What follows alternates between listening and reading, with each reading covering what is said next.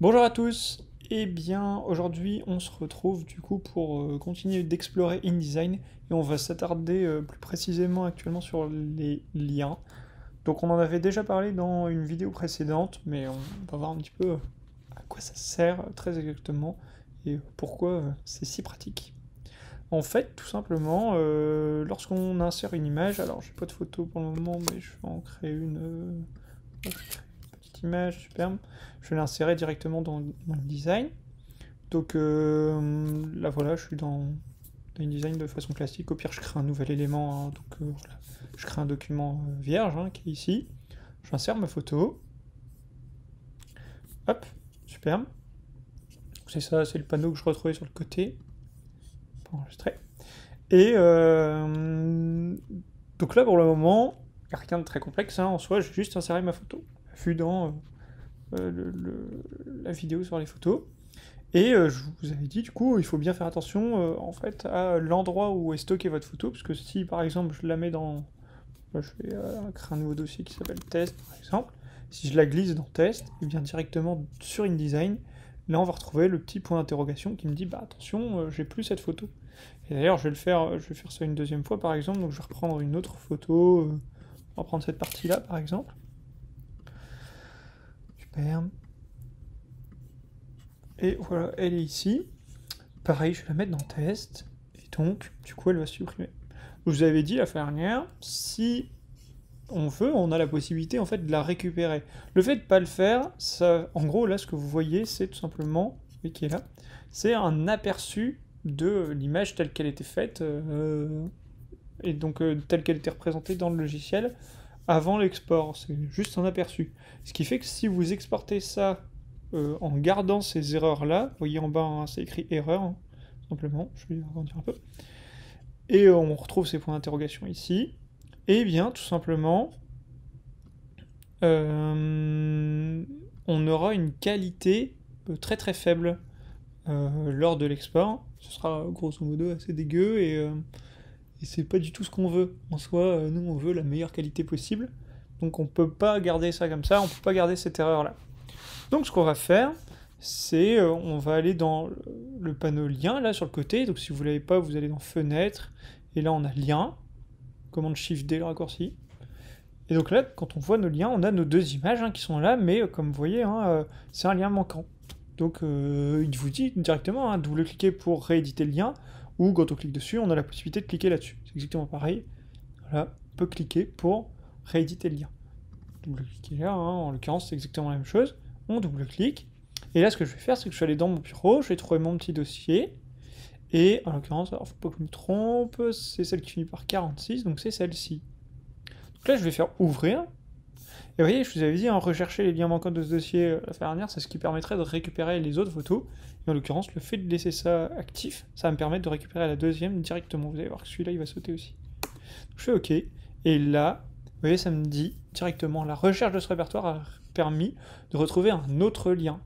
Donc là, on est trop content, puisqu'en l'occurrence, eh bien, nos deux photos ont été récupérées. Ce qui évite de le faire 10 fois de suite, en fait, hein, tout simplement. Ça va être un peu relou si vous avez 10, 20, 50, 100 photos. Donc ça, c'est le premier point. Deuxième point, les liens, ça va nous permettre aussi quelque chose d'ultra important, et c'est vraiment ça le cœur d'InDesign, ce qui nous permettra d'activer les mises à jour, en fait, tout simplement. Donc ça marche sur un fichier Photoshop, ça marchera sur un fichier Illustrator, ça marche sur les photos. Donc je vais vous montrer ça, en fait, tout simplement. En gros, là je vais prendre ma photo, donc on va prendre celle-là, voilà, faire ouvrir avec Photoshop. Donc on l'a ici. Je vais par exemple lui faire une croix dessus. Voilà. Bon, on va dire que normalement elle est un peu plus jolie, mais c'est pas grave, ce sera l'important pour aujourd'hui, ce sera ça. Je vais l'enregistrer, et quand je retourne dans InDesign, là ça me dit, vous voyez, ça me met pas que le lien est manquant, mais ça me dit attention, le lien il a été modifié, vous voyez. Et donc ça me dit clairement, et bien, et donc ça apparaît comme erreur, hein, vraiment, mais si je clique sur erreur ici, quand on double-clique, ça me met erreur, donc c'est lien modifié, qui est là, capture d'écran. Et donc, on a la possibilité, exactement comme la fois dernière, de double-cliquer pour remettre à jour ce lien. Donc on va le faire. Et vous voyez, la mise à jour fait naturellement que eh bien, ma photo va se réadapter selon moi les transformations que j'ai faites. Ce qui va être pratique quand, par exemple, vous faites, je sais pas moi, une affiche ou tout du genre, et que vous utilisez une photo, et par-dessus la photo, vous allez rajouter du texte, sauf que votre texte, par exemple, il n'est pas particulièrement visible, ou en tout cas pas partout. Parce que, j'en sais rien, moi, il y a des changements de couleur, et donc votre texte il est blanc, le fond est grosso modo assez foncé, sauf qu'il y a une petite tache blanche ou une petite tache claire à un endroit donné. Eh bien, vous voulez assombrir cette tache-là, plutôt que galérer à essayer de recréer des éléments, de l'ombre, nanana.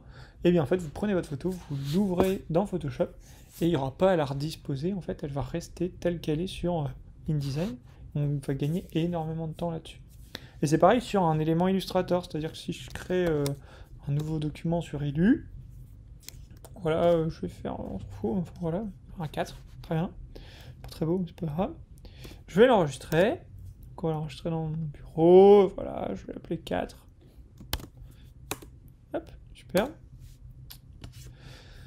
Donc voilà, il est là, tout simplement.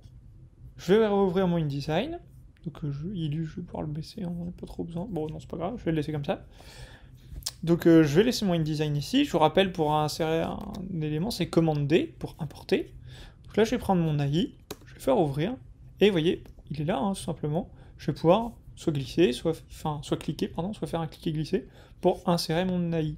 Alors, comme vous vous doutez, hein, c'est un fichier Illustrator. En l'occurrence, là, quand on crée un élément sur Illustrator, même s'il y a une couleur d'arrière-plan, c'est pas un fond hein, qui est réalisé. C'est-à-dire que quand j'ai exporté, vous voyez, j'ai exporté ça vraiment sous format Illustrator, donc vraiment sous AI, pas en PDF ou en PNG par exemple. Alors c'était possible, hein, mais là en l'occurrence je l'ai pas fait. Et bien, sur InDesign, directement, on va voir la transparence, hein, c'est-à-dire qu'on va réussir à garder exactement notre document. Rien de très complexe là-dedans, hein, mais assez réalisable. Et on a la possibilité d'accéder à toutes les options sur InDesign sans aucun problème. On pourra même, par exemple, faire clic droit, et là on peut faire soit modifier avec, si on veut le changer avec Photoshop, etc., ou modifier l'original. Quand on cliquera sur modifier l'original, directement il va nous réouvrir Illu. Alors là c'est pas dur parce qu'il était ouvert. Si je quitte Illu, vous voyez, donc là il est pas dessus, je refais mon clic droit, pardon, modifier l'original, et là du coup il va m'ouvrir Illu, et bam, il m'ouvre mon document. Je vais faire ma petite modif, donc je vais refaire, ça rien, on s'en fout, un petit rond, voilà, super. Je vais enregistrer, alors si j'enregistre pas, grosso modo il n'y a rien qui se passe, hein, bien sûr, mais dès que j'enregistre, donc c'est commande S pour enregistrer, voilà c'est fait. Et bien sur InDesign, la modification se fait automatiquement. C'est ça aussi l'énorme avantage, c'est-à-dire qu'on n'a pas à chaque fois à refaire le lien, etc., etc. À partir du moment où vous demandez à modifier l'original depuis InDesign, nécessairement, il va comprendre qu'il y a la modification qui est impliquée directement sur tous les éléments. Et ce sera pareil sur Photoshop, c'est-à-dire que si je reprends mon Photoshop, vous voyez qui est là, si par exemple je vais juste l'agrandir, bon non, je vais le laisser comme ça, ce que je vais faire, c'est que je vais créer un nouveau calque, qui lui sera une peinture noire par exemple, donc je vais faire ça comme ça. Là je vais refaire un 4, tac, ça c'est ma peinture noire. Vous voyez en l'occurrence j'ai deux calques, donc puisque c'était un élément importé sur Photoshop de base, qui était une image, nécessairement InDesign il va pas comprendre, c'est-à-dire qu'on passe d'une image à, quand je vais l'enregistrer là, soit j'enregistre en image, il n'y a pas de problème, mais si je l'enregistre en PSD, forcément InDesign va pas comprendre, puisque pour lui ce sera deux fichiers différents. C'est exactement ce qui se passe, hein. Là si je fais commande S par exemple, Photoshop me le propose de l'enregistrer en format PSD, oui, format Photoshop. Normal, hein, en soi, il y a des calques, donc nécessairement il comprend pas que c'est une image. Soit je fais une image, il n'y aura aucun souci, InDesign va récupérer. Si je le laisse en PSD, ce qui est possible, hein, en l'occurrence, parfois on travaille avec plein de PSD, c'est le but. Hein. Bon, je vais l'appeler, j'en sais rien, 4.psd, ouais, super. Enregistrer, ok. Donc là, dans mon bureau, j'ai un nouvel élément, voilà, qui est ici, hein, 4.psd. Et bien, tout simplement, je vais aller dans InDesign, je vais faire importer, je vais insérer mon PSD, qui sera là. Et ce sera exactement le même procédé. Alors, en fait, j'avais cliqué sur le cadre, vous voyez, là il est cliqué, donc pas trop le bon plan. Je vais cliquer ici, voilà, super. Je vais mettre là plutôt. Hop. Et sur exactement la même façon que ce qu'on a retrouvé sur Illustrator, si je vais sur Photoshop et que je modifie mon PSD, par exemple en créant un nouveau calque, et en rajoutant, bon, je peux faire un 11 aussi, je vais faire un trait, voilà, comme si c'était un 5. Super. Pas très beau, mais c'est pas grave. Et bien, j'enregistre mon PSD sur InDesign, du coup, je vais avoir, vous voyez, exactement la même chose. C'est-à-dire la petite question qui me dit, enfin, la petite information qui dit, attention, le PSD a été modifié, est-ce que tu veux le remodifier? Oui. Du coup, je double-clique et c'est parti. Vous voyez, c'est ça la différence. Soit vous faites clic droit, modifier l'original, et là, il va vous ouvrir le logiciel, et il n'y aura pas à réactualiser le lien. Enfin, voilà, oui, c'est ça. Soit, eh bien, vous le faites depuis votre propre logiciel, et là, du coup, il faudra réactiver le lien. C'est ça la grosse différence. Voilà, c'est tout pour celui-là. On se retrouve dans un prochain tuto. Donc, je vous souhaite bonne journée, prenez soin de vous, à la prochaine, ciao.